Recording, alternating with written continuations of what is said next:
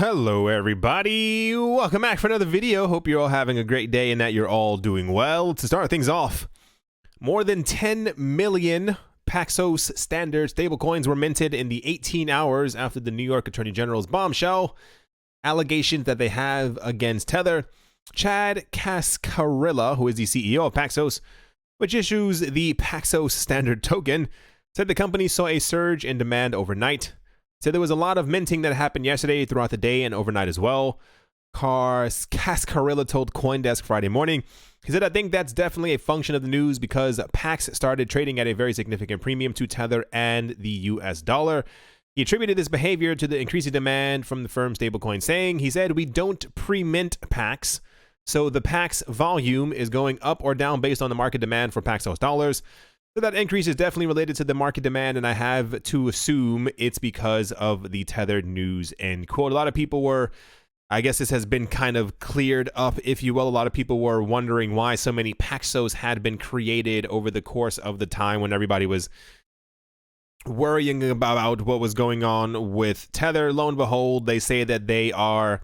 I think it says it's somewhere around here that they were pretty much minted as people ask for them. They don't pre-mine them. They kind of come into existence as whatever the actual case might be. I'm actually more surprised that PAXOS is not a lot larger, or rather, I assume, logically, one would assume as time goes on that I think USDC, PAXOS, and the Gemini coin are probably going to become a lot larger as the cryptocurrency industry within the United States begins to slowly blossom.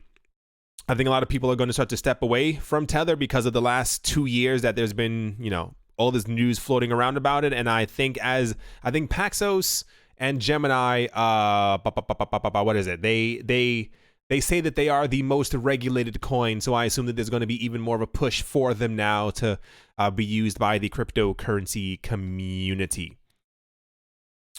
Next up, Traki. One of the largest retail chains in Venezuela has adopted Crypto Buyer Pay as a default payment solution in all of its stores. The point-of-sale payment supports Bitcoin, Dash, and Litecoin. Traki operates 49 stores in major cities across the country, selling everyday items from clothing to food and kitchen appliances. Traki first began accepting crypto payments last October, including Bitcoin, Ethereum, Bitcoin Cash, Litecoin, and Dash. I guess here's an actual little video of someone using it. Venezuela has been hit hard by hyperinflation, political strife, social unrest, etc., etc. We've gone over Venezuela 38,000 million times. What's interesting is that we're seeing an uptick in Venezuela for the amount of people who are starting to accept cryptocurrencies. It was about 2 or 3 months ago at this point, and this made me very... I wondered why the price of these coins hadn't gone up a lot more. Venezuela's country had pretty much admitted or announced that if you wanted to send money within the country, you can only do so through their fiat currency, their cryptocurrency, or through Bitcoin and Litecoin. These were the only ways to get money into the country legally, you know, through their services, what have you. And now we're seeing an uptick in the amount of people who are actually using Dash. And now we're seeing, I don't know exactly how large Traki is or how prominent or dominant it is around the country. But the fact that they have added a default payment option to be able to pay in cryptocurrencies is very telling of where the future is going in the world, not even just in Venezuela. Anyway, I thought that was kind of cool. And we're getting like sprinkles of news like this. And it's another, like, you have to look at the larger picture type thing, because just about every single day, every other day, I usually don't cover all of them because some of them they're not tiny, but they're just not newsworthy, if you will. A lot of stores, a lot of corporations in other countries and stuff like that are slowly starting to add payment options like this for cryptocurrencies within their stores. And if you kind of add all of them up over the course of 2018 and 9, it's not joking, it's actually like several hundred of them. And kind of bringing it all together, you know, we expect adoption to happen in one massive big wave for trillions of dollars to enter the market overnight and for everyone to kind of be forced to use cryptocurrencies. But it's not like that. It's kind of out of necessity and other things like this where people are simply adding them. And it's kind of cool because eventually it'll kind of spread everywhere and everyone will be using cryptocurrency or have the option to use cryptocurrency as a default on different websites. Kind of cool. Next up, Ledger's in the news. Ledger, the French company that develops the famous line of hardware wallets known as the Ledger Nanos, recently announced a change in the directive. As of the 24th of April, Eric Larchevêque has left his position as the CEO of the company and will be replaced by Pascal Gauthier. Larchevêque continues to be part of the Ledger as executive chairman. The decision, Larchevêque says, was personal and seeks to give Ledger's co-founder more time to develop the company's strategic vision without having to focus on routine tasks. And he talks about why he left, so not really that important. Here's the actual new CEO right here. What's interesting to note is at least the most important part for me is around here, blah, blah, blah, blah. In an interview with Breaker Mag, that guy pointed out that after the bear trend of 2018, the growth of the industry was a challenge that hindered the progress of several startups focused on development, blah, blah, blah, blah, blah. Note maybe it's even further down. Here we go. Gaultier also revealed, there we go, that Ledger is currently working with cell phone manufacturers to provide a broader line of products. He said, in the same way that our technology powers nanos, our technology can power a phone. So you could put Ledger into a phone. This was said by the new CEO, adding that it's something that we are actually working on with several phone manufacturers. So that means to me, I would say before the end of the summer, they're probably going, I mean, I don't work in Ledger. I don't know these people. I would assume that we're probably going to have a Ledger phone by the end of this year. It seems like the time frame fits kind of right, everyone. This seems to be like the year of the blockchain crypto phone, so I assume that they're also going to be mixing themselves in this trend as well. We'll probably get news about it sometime in the summer, as in like, here's the phone, we're going to be releasing this in November. Kind of cool. I'm going to be honest, I'm waiting for the pricing. I saw something, what was it? It was some other phone that was coming out. I think it was like the first like video game PC phone. Like that's kind of what they're marketing it as. And I think it's coming from China. It's like going to be like $349. I'm hoping that this new wave of new mobile phones that are going to be like crypto compatible, going to have, ledgers inside of them or blockchains or whatever the case might actually be, that they don't continue on this like $999 trend. That is not what my life is about. I would love to have all of these things, especially running nodes on phones. Like that was kind of a big thing in 2018. Anyway, I mean, we know very little about this. Only we know that they are working with several phone manufacturers. It's more like I would like to get one, and I am hoping that it is fund accessible without breaking the bank. Yeah, alrighty. Let's move on.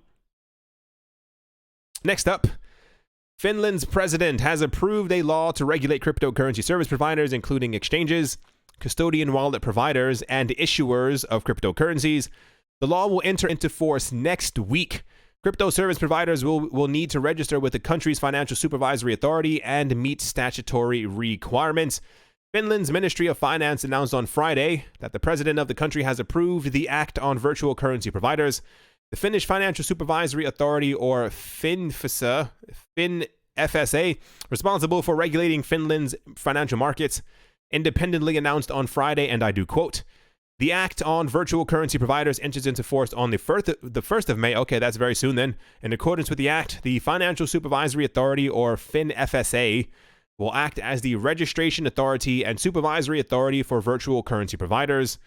There's a pretty photo of some coins. The FinFSA explained that registration is required for virtual currency exchange services, custodian wallet providers, and issuers of virtual currencies. These providers must comply with statutory requirements. For example, they must be reliable and able to hold and protect client money. They must also segregate client money from their own funds and comply with anti-money laundering and CFT regulations. Without reading any further, it pretty much means register with us. We have to know what's going on, and you pretty much can't do any money laundering. That's usually all that governments care about. Very nice to hear. I mean, first of all, Finland is not a land that is normally in the news for cryptocurrencies. It's nice to hear that they have a positive stance to crypto. This doesn't seem negative to me at all. We now have, we know that France has some type of a regulation in place. We know that Finland has it. Many other countries within Europe, or rather the Eurozone, don't really have anything in place. I think that they said, I hope this woman didn't get hit by that tram. No, I'm pretty sure it stopped.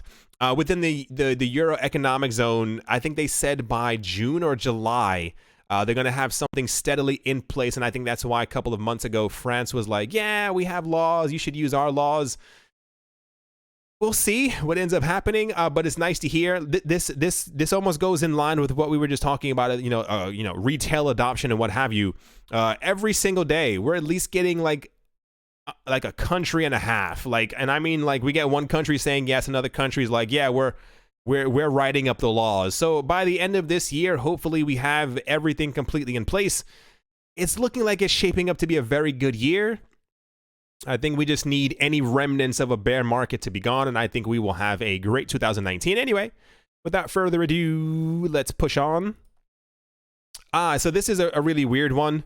Maybe it's just me. Ripple Senior Vice President of Product, Ashish Birla, detailed how Facebook could use blockchain tech to take the friction out of payments for mobile customers.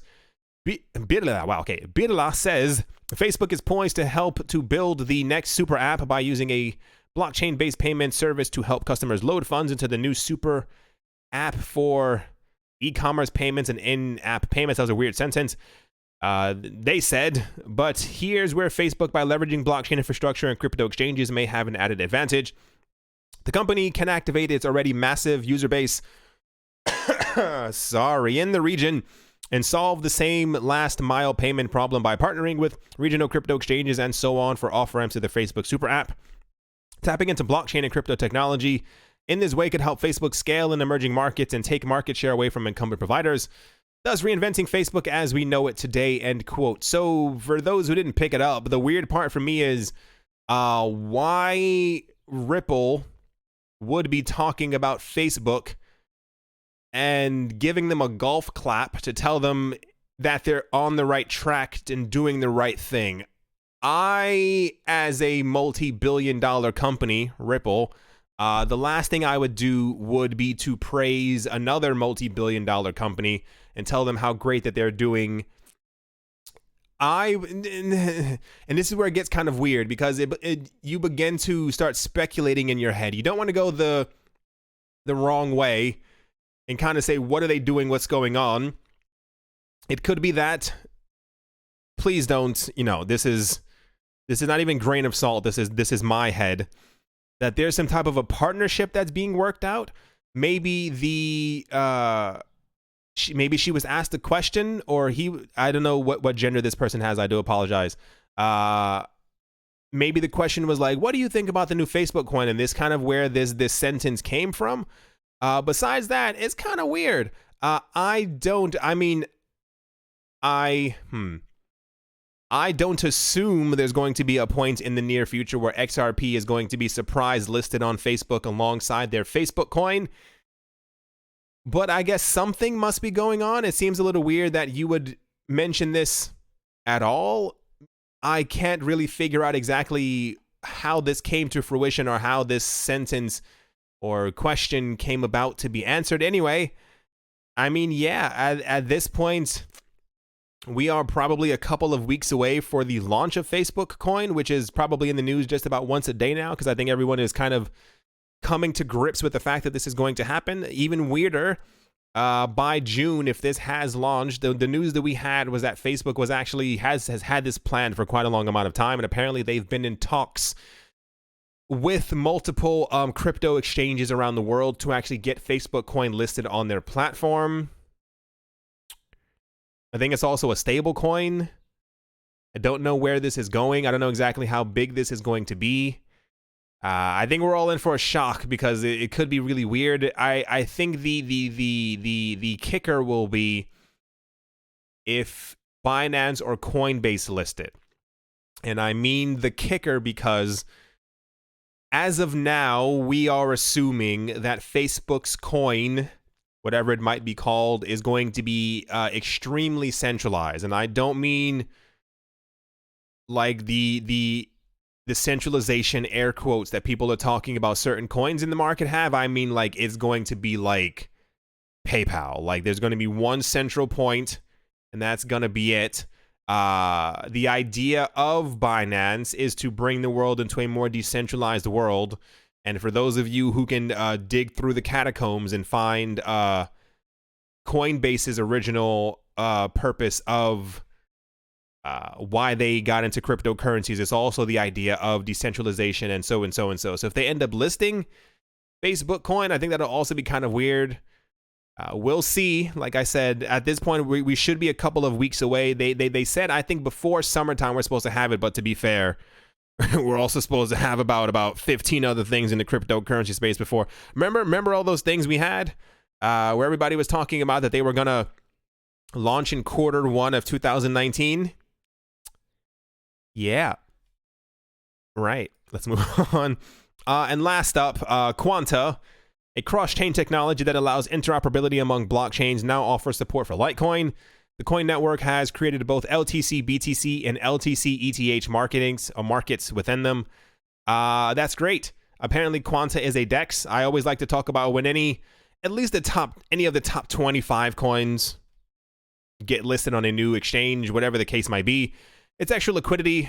Keeping in mind, please always keep this in the back of or the front of your head. The front would actually be really nice. If you can just look back 2017 and see how few listings these coins had, it was, I think, every coin. And I mean Bitcoin, Litecoin, Ethereum, other name, were probably only on about 4 exchanges. That's it. And now every coin is at least on about 50 different exchanges around the world. The liquidity will be great as the market once again, someday, eventually, potentially, hopefully soon, ends up picking up again. I always think it's kind of cool. Since earlier, Bitcoin has dipped a bit, but the rest of the market seems to be reacting negatively to something that has not come out of the news yet, or maybe they're exhausted, tired. Bitcoin Cash is almost down by 8%. EOS is almost down, is about 5%. Litecoin 3.5. Bitcoin, almost said Bitcoin coin. Binance coin, almost around 5%. The only holders at the moment are Ethereum and XRP, both floating around 1.5, if you round it, percent that they're going down. Same with Monero, give or take a couple of things. IOTA is still performing very well. I see no reason for it not to. At this point in the game, cryptocurrencies as a whole should have learned to decouple from each other. They should not all be tied to Bitcoin. So the fact that this is happening is very nice. I hope it continues. There's no reason for IOTA to fall at all, regardless of the rest of the, whatever the rest of the market actually is doing. I hope you all enjoyed. I hope you all are having a great day, a great morning, a great afternoon, a great evening. Wherever you are, wherever you might be, whatever this weird phone number on my phone that keeps calling me, I wish I can stop calling me. It's been calling like 9 times in a row. I hate when people call you in general, and then has like there's no name, it's just a number, and like you don't recognize the number, and you're kind of like, why do you keep calling my phone? Anyway, as always, a very special thank you to my Patreon supporters. Professor Wally from Gunbot University, SC Verzley Fine Art, Brady Niels, L. Doug, Jared Schneider, Wise Night Owl, Sheldon Fried Rice, Gilboa Snake, Crypto Joe, Carl Birchenoff, singer-songwriter Mike Savitz, Rai, Yasha Harari, Amy Starsheen, Jeffrey Ramsey, Crypnotic, Crypto Artist Cole D3D, Nicholas One Earth, One Piece, One Love, Setsuna, Nick Kanaya, Richie Rich III, RF Dusty, Cody, Vlad the Impaler, Paxis, Jeremy Fox, Jim Gardner, Minting Coins, Arthur Yako, Nick Mangialavori, and Anthony Charles. Thank you all an immense amount for your support. Do appreciate it. And yeah, I will talk to you all soon. See you.